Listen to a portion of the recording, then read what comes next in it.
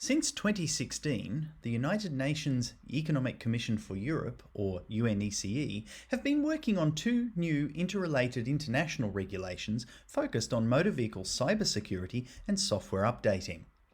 Draft versions of these regulations were formally adopted in June 2020, and the final versions came into effect just last month in January 2021. This talk draws on our recently submitted analysis paper on those regulations, titled Review, Application and Impacts of UN ECE WP.29, a discourse on international regulation for motor vehicle cybersecurity. After an introduction that includes two short video clips, we will discuss the path that led to WP29, the WP29 cybersecurity certification process, analyse the regulation's provisions and impact, and then I'll close with some brief concluding comments. In 2013, two security researchers, Charlie Miller and Chris Valasek, first demonstrated a connected hack against the brakes of a Ford SUV to journalist Andy Greenberg. In the following 2015 video made by the same journalist, they demonstrate an even more elaborate attack against a vehicle type still offered for sale today. It's not fun to have your 2-ton SUV's brakes hacked just as you're parking in front of a ditch. Okay, hold on tight. Hold on. Oh, That's what I've learned from Charlie Miller and Chris Valasek, a pair of hackers who have spent the last year developing a piece of software that can wirelessly sabotage this 2014 Jeep Cherokee. It hasn't been altered in any way. There are no devices attached to it. But like many thousands of Jeeps around the world, it can be remotely hacked over the internet through a cellular connection to its entertainment system that would allow someone to take over its steering, its transmission, and even its brakes. To demonstrate that, I'm going to act as today's crash test dummy and drive it on the highway here in St. Louis, while Charlie and Chris hijack its digital systems from Charlie's house miles away. They wouldn't tell me what they had planned, but they assured me that it wouldn't be anything life-threatening. Remember, Andy, no matter what happens, don't panic. It's not the first time I've driven a car while it's being attacked by these two hackers. But in 2013, they were in the back seat, and their laptops were wired into the vehicle through a port in its dashboard. Now they're sending the same sort of attacks remotely, and I have no idea what they might do. He's going as fast as I've seen him, so. So first we're going to turn the fan on him. Yeah, let's turn the fan on, see if he even notices. All right, something just turned on, all the fans and AC and stuff. I didn't do that. The trick started small. Oh my God. There's a picture of Charlie and Chris in tracksuits that just appeared on the dashboard. But as I drove down the interstate, things started getting unpleasant and very loud. Perfect. I can't turn it down. This was such a fun video. The air conditioning is blasting, the music is blasting, and I can't see anything because of the windshield wiper fluid. Okay, do it. Do it. Kill the engine. So we're killing the engine right now. It says park sense. Actually can't accelerate. I stomped on the gas, but the Jeep slowed to a crawl. It says 43 miles an hour, but I'm not going that fast. I turned on my hazard lights, but I was still stuck in the right lane with no shoulder to escape onto. Guys, I'm stuck on the highway. What did he say? Oh, I think he's panicking. He's not going to be able to hear us with that radio. It's so loud. Guys, I need the accelerator to work again. The accelerator will work. It won't work! You're doomed. Seriously, it's dangerous. I need to move. You got to turn the car off! Okay. Now you should be good to go. Semi drove by. All right, I'm going to pull over because I have PTSD. Charlie and Chris have only tested the full range of their attacks on a Jeep Cherokee. But they say that hundreds of thousands of late model Chrysler vehicles may be vulnerable through a feature called Uconnect, an internet-connected computer in the dashboard known as its head unit. These cars, head units, expose a particular service that probably they didn't want to. It lets you do things like query it for information like the GPS or the VIN or all sorts of other things. But it also lets you just run commands. So you have to first break into the car remotely over the cell network and then move laterally if you want to do things like send CAN messages. And those are the messages that we can use to control things like steering or the windshield wipers or braking. They plan to release a portion of their exploit code at the annual Black Hat Hacker Conference next month. They've also alerted Chrysler, which is issuing a security patch. But they say a lot more needs to be done to protect a new generation of cars that are increasingly connected to the internet and potentially hackable. You guys basically brought this car to a standstill while it was driving on the highway, which I may never forgive you for. And that was just like an experiment. What do you think is the worst case scenario? We wanted to point out, to show that this attack has serious consequences for this vehicle. And so we did, attack you. But we did it in as safe a way as we could, so we didn't want you to get hurt, obviously. That's why we're working, is to make sure that we figure out vulnerabilities, weaknesses, get them fixed. We're only two guys with one car, right? So, we can't look at every car, and we want to release this information because more people like us need to be focused on this problem. After their stunt on the highway, Chris and Charlie still wanted to show me a couple of other tricks. Below a certain speed, they can control the Jeep steering as long as it's in reverse, pop its locks, mess with the speedometer, and, of course, disable the brakes. Okay, hold on tight. Hold on. Oh, He's not getting out of that. I don't think so. We're gonna be doing some pushing. Yeah, I know what I'm saying. That's how you drive in the Midwest. New Yorkers don't know how to do that.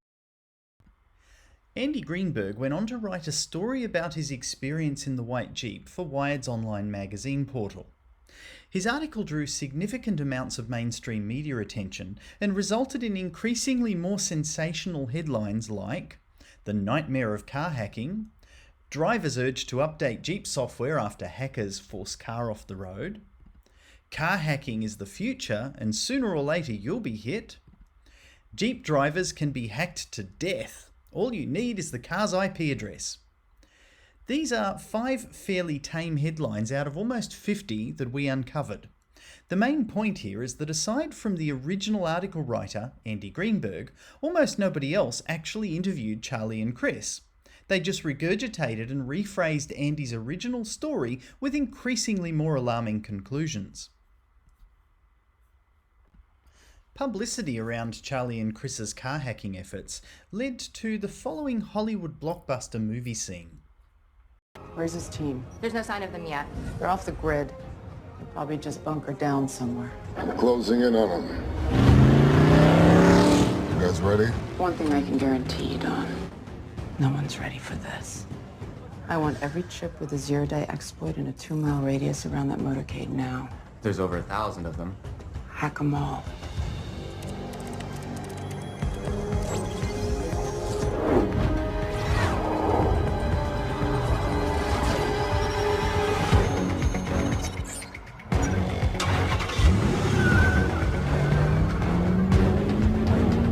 It's zombie time.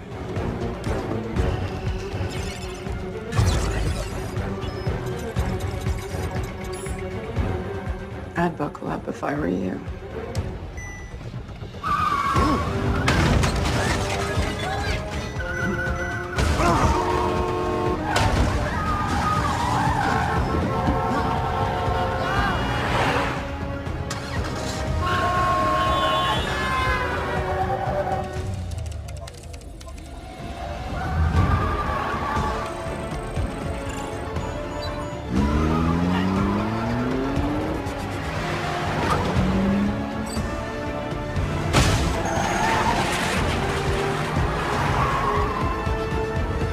Safety sensor's overridden. Thank you.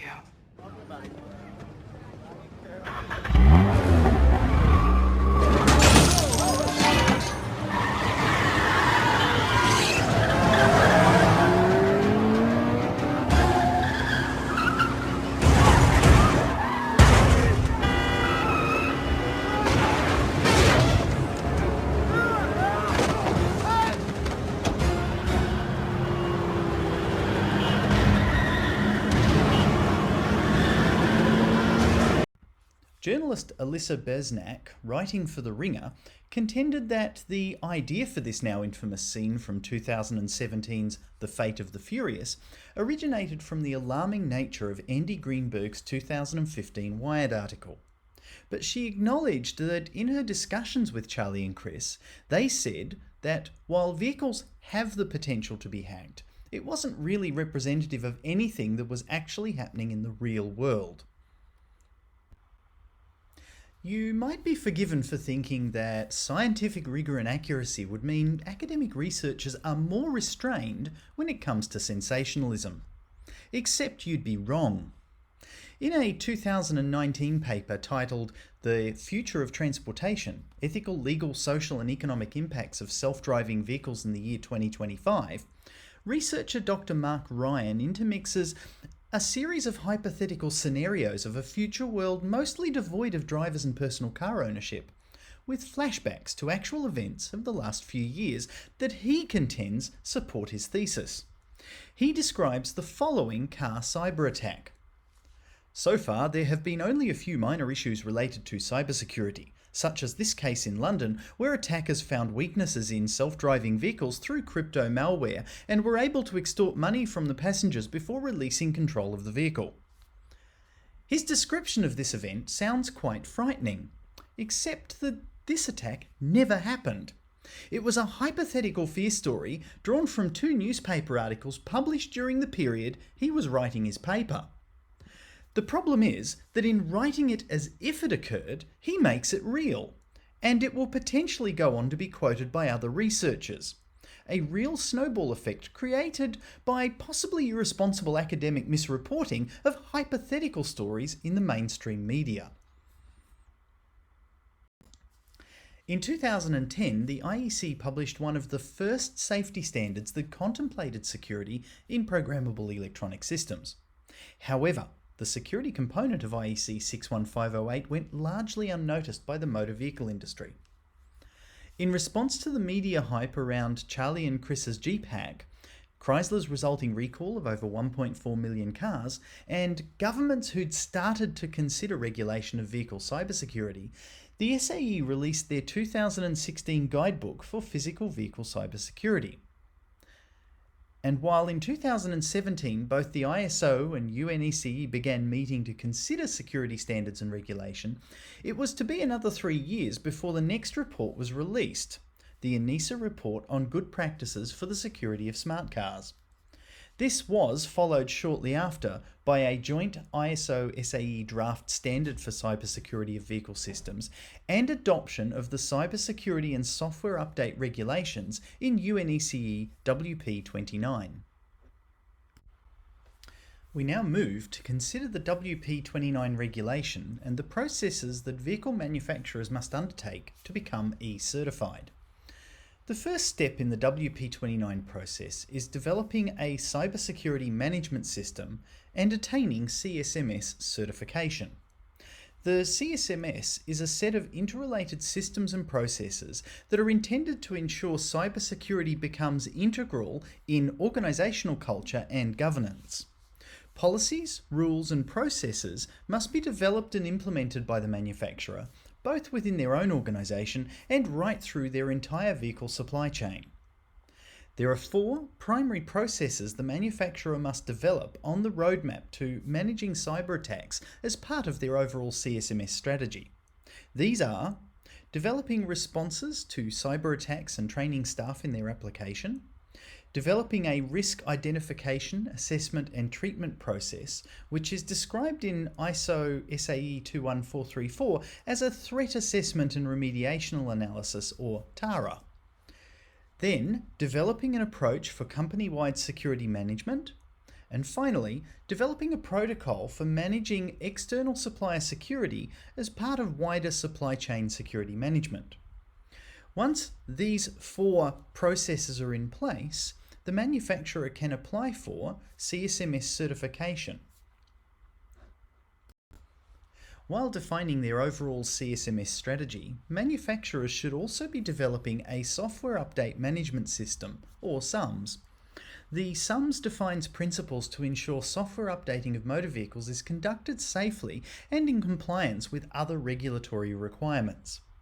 There are 4 primary processes that SUMS imposes. These are the updating and maintaining of software version numbering using a process such as RxWin, validation of all software compatibilities and dependencies during the development process, that manufacturers ensure the safety and security of software updates, whether they are performed by a dealer network or transmitted directly to vehicles over the air, and finally, that any software update process is conducted safely, including that it verifies the current disposition of the vehicle, i.e. that it's not currently in use, and informs the driver that an update is going to be performed. The final step for manufacturers in the WP.29 process is an application for vehicle type certification. Manufacturers regularly develop common vehicle platforms with a standard chassis, engine and electrical components that they can build up into a number of models that may vary only in appearance. In this way, the legal definition of a vehicle type is a category of vehicles which do not differ in essential engine, powertrain and electronic system characteristics, even though they may look different or wear different badges. In applying for vehicle type certification, manufacturers must show that they have applied a risk management process during all phases of design, development and manufacture, implemented security controls within their organisation and across the vehicle's entire supply chain, identified potential vulnerabilities and critical areas for cyber threat evaluation, and performed and recorded testing on that vehicle type to ensure any vulnerabilities have been appropriately mitigated. There are relationships and dependencies between each phase of the WP.29 certification process. Before manufacturers can apply for vehicle type certification, they must have already developed and received CSMS certification and attained SUMS approval. The regulation provides that any vehicle type application made before these other processes are complete must be rejected. Analysis of the WP.29 cybersecurity regulation drew attention to 5 noteworthy topics that we will now discuss. First, a footnote to section 5.3.1a identified ISO SAE 21434, an international standard for cybersecurity of road vehicles. 4 areas of alignment were identified between WP.29 and that ISO SAE standard, including that both require development of an effective CSMS, conduct of thorough threat analysis and risk assessment, that the manufacturer manage security throughout their entire supply chain, and that the manufacturer secure the vehicle through its entire life cycle.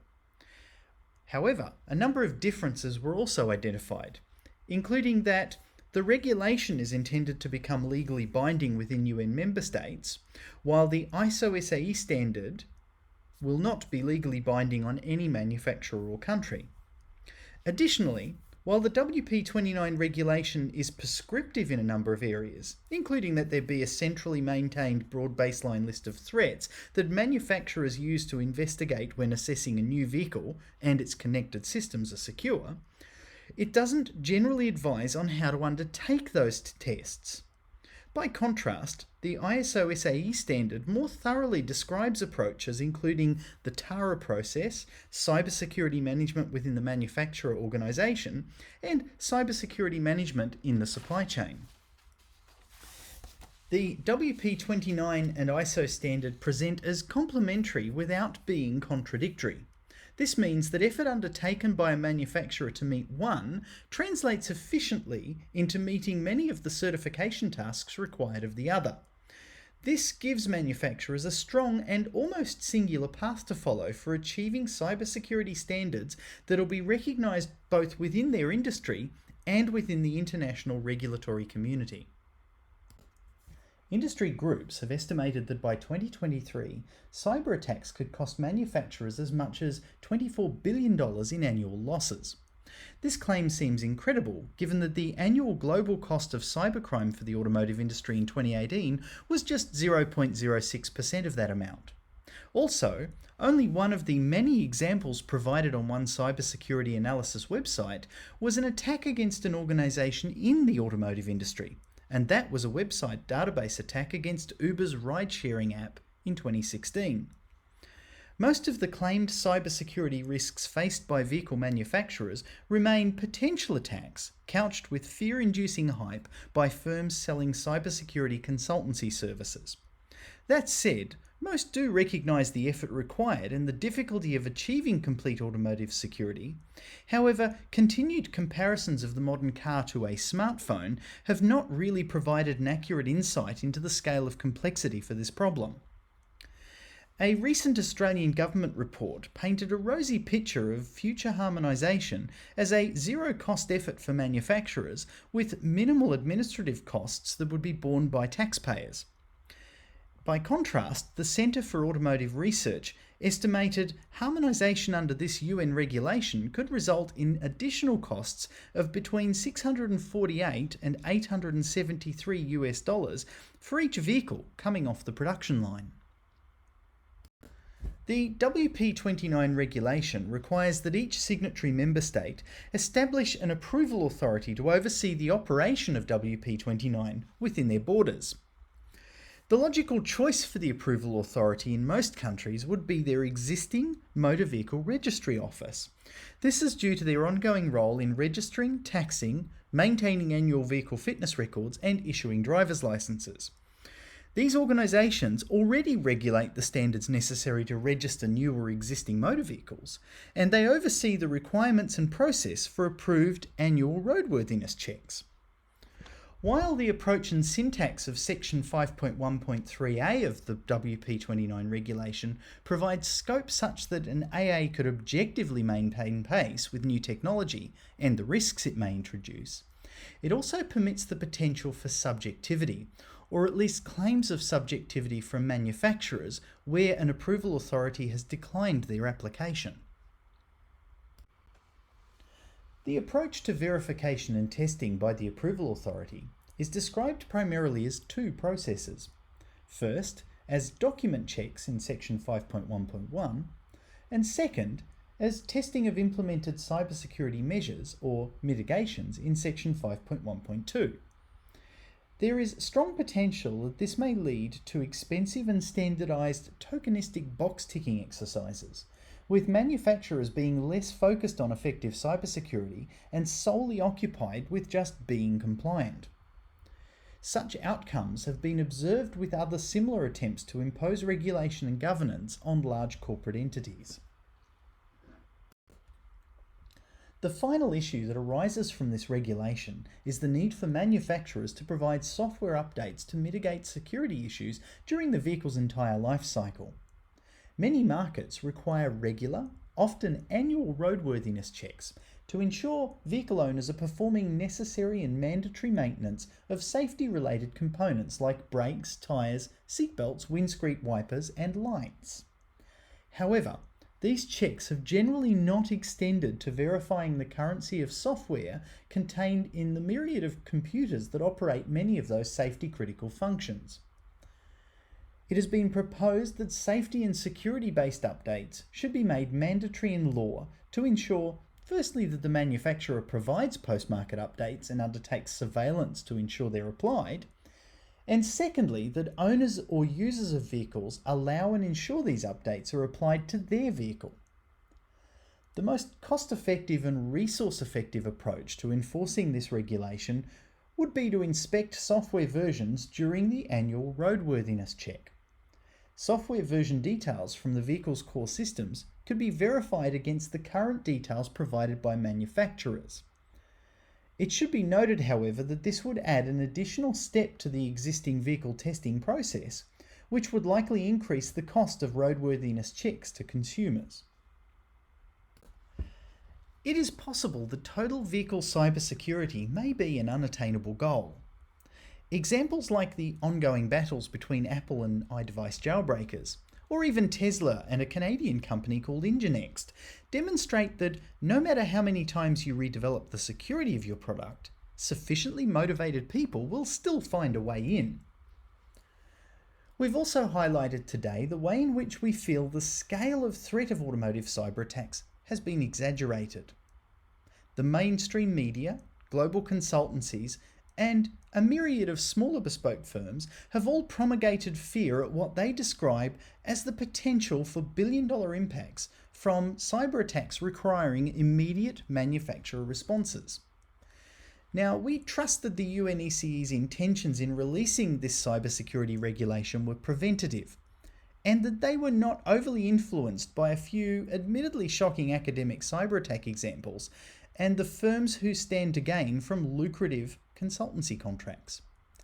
It is important to consider the impact on sale price of each vehicle, because the cost of ongoing car ownership will no doubt increase, not just due to the additional manufacturing cost of certification for each vehicle, but also due to owners having to maintain connectivity contracts for over-the-air updates and likely more expensive annual roadworthiness checks. With its cybersecure e-badge carrot and ability to become legal requirement in contracting states, WP.29 may appear on first blush as a stick that can be used to ensure manufacturers remain vigilant regarding the cybersecurity of the vehicles they produce. However, it could equally be said that once the vehicle is in the market, or even a couple of years later when that model may no longer be in production, that WP.29's stick in its current form could be found more like wet spaghetti and not the bamboo cane that the UN hoped for.